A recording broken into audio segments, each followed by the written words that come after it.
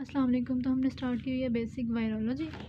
तो उसमें हमने ये पैथोजेनेसिस वाले चैप्टर है, चैप्टर नंबर 32 वो स्टार्ट किया। उसको समरी से करेंगे। उसमें हम सबसे पहले देखेंगे इन्फेक्टेड सेल्स कैसे होते हैं। उसके बाद हम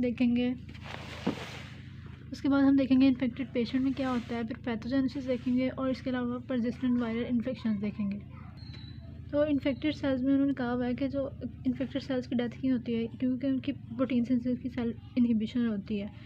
तो ये अब प्रोटीन की इनहिबिशन होती कैसे है। ये जो वायरल मैसेंजर आरएनए है ना, इसकी जब ट्रांसलेशन होती है ना प्रोटीन्स में, तो वो प्रोटीन्स राइबोसोम्स को ख़राब कर देते हैं। ठीक है, उसकी तो जब राइबोसोम्स ही नहीं होंगे तो सेल की प्रोटीन्स ही नहीं बनेंगी। ठीक है, वायरल मैसेंजर आरएनए की ट्रांसलेशन के बाद जारी बात है वायरल प्रोटीन्स बनेंगी। ये वायरल प्रोटीन्स ना राइबोसोम्स को ऑक्यूपाई कर लेंगी, तो बाकी सेलुलर प्रोटीन्स का बनने के लिए वो जगह ही नहीं होगी। इसके बाद इंक्लूजन बॉडीज़ क्या होती हैं, वायरॉन्स की एग्रीगेट्स होते हैं स्पेसिफिक लोकेशंस में। ये लेबॉरेटरी डायग्नोसिस में यूज़फुल होते हैं। निग्रीज, जैसे कि रेबिस में ना निग्री बॉडीज़ मिलती हैं साइटोप्लाज्म में, इसी तरह साइटोप्लाज्म में मिलती हैं। इस तरह साइटोमेगालो वायरस में ना की डायग्नोसिस के लिए न्यूक्लियस में हमें ना ओवल्स आई इंक्लूजन्स मिलती हैं। इसकी वजह से लैब डायग्नोसिस हो सकता है। इसके अलावा कुछ मल्टी न्यूक्लिएटेड सेल्स होते हैं। ठीक है, मल्टी न्यूक्लिएटेड सेल्स बन जाते हैं। कब बनते हैं, जब सर्टन किन किन में बन सकते हैं, ये बन सकते हैं हर्पीज़ वायरसेस में। इसके अलावा पैरामाइक्सो वायरसेस में उन्होंने एग्जांपल दी हुई है respiratory syncytial virus. Side effect मैंने आपको पहले ही बताया है कि ये जो फंक्शनल और स्ट्रक्चरल चेंजेस आती हैं ना, ठीक है ना, इन्फेक्टेड सेल्स में, उनको साइटोपैथिक इफेक्ट्स कहते हैं।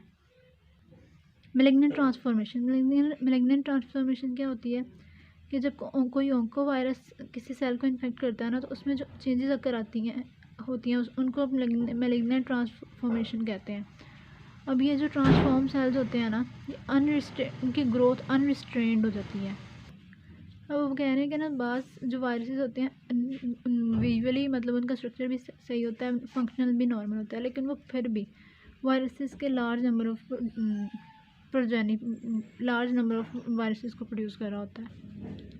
इसके बाद इन्फेक्टेड पेशेंट में क्या होता है, इन्फेक्टेड पेशेंट में 4 स्टेजेस होती हैं। इंक्यूबेशन पीरियड होता है, प्रोड्रोमल पीरियड होता है, इसके अलावा स्पेसिफिक इलनेस पीरियड होता है। 4 होते हैं, incubation, prodromal, specific illness period और इसके अलावा रिकवरी फेज हो जाता है।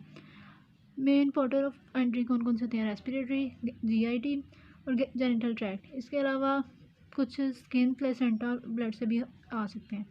ट्रांसमिशन 2 तरह की हो सकती है, वर्टिकल हो सकती है, हॉरिजॉन्टल हो सकती है। अगर डायरेक्ट मिडल तो फीटस आ रही है तो उसे वर्टिकल कहते हैं। ठीक है, इसके अलावा जो बाकी भी जितने रूट्स हैं जैसे faecal route, respiratory, aerosol, insect bites, उन सबको हॉरिजॉन्टल कहते हैं। अब जो ट्रांसमिशन है वो ह्यूमन टू ह्यूमन भी हो सकती है, एनिमल टू एनिमल, ह्यूमन से भी ह्यूमन को हो सकती है और एनिमल से ह्यूमन को भी हो सकती है।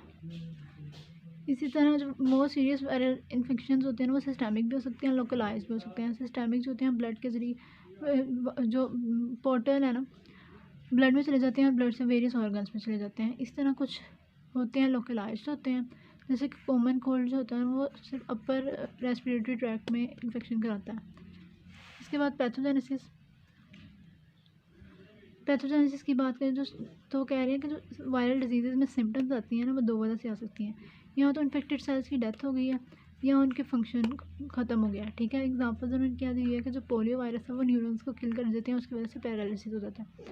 ठीक है, अब वो कहते हैं इम्यूनोपैथोजेनेसिस ये होता है कि जो वायरल डिजीज़ ऐसा प्रोसेस है जिसमें जो वायरल डिजीज़ में सिम्टम्स आती हैं ना, वो ना सेल्स की डायरेक्ट किलिंग की वजह से नहीं आती। मतलब वायरसेस जो है ना डायरेक्ट सेल को किल नहीं करते, बल्कि जो सेल को किल करने के लिए इम्यून रिएक्शन होता है ना, तो उसकी वजह से होता है। उसमें उन्होंने एक एग्जांपल दी हुई है। 2 तरह से हो